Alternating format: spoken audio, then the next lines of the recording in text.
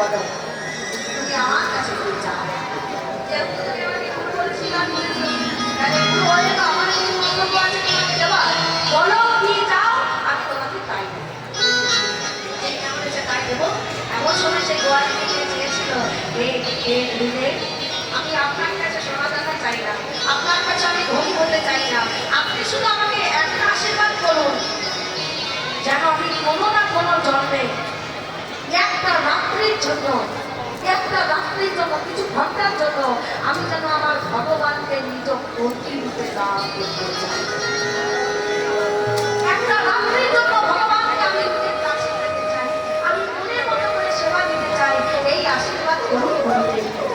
তখন নারদমুনি আশীর্বাদ দিয়েছিল তথাস্তু। তাই সত্য গেছে, ত্রেতা গেছে, তারপর যুগে সেই গোয়ালিনী নিয়ে চন্দ্রাবলী হয়েছে।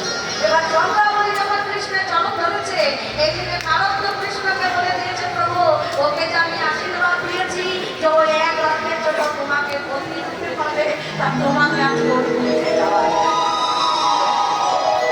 তবেই কিন্তু গোবিন্দ ভক্তের মনোবাসনা পূর্ণ করবার জন্য গোবিন্দ চন্দ্রাবলী উঠে গেছে। এইদিকে সারা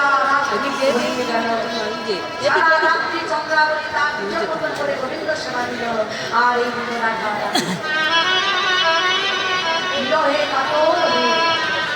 কাঁদতে কাঁদতে ফুলের পালা, ফুলের বিছানা সব টেনে ছিঁড়ে ফেলে যমুনার জলে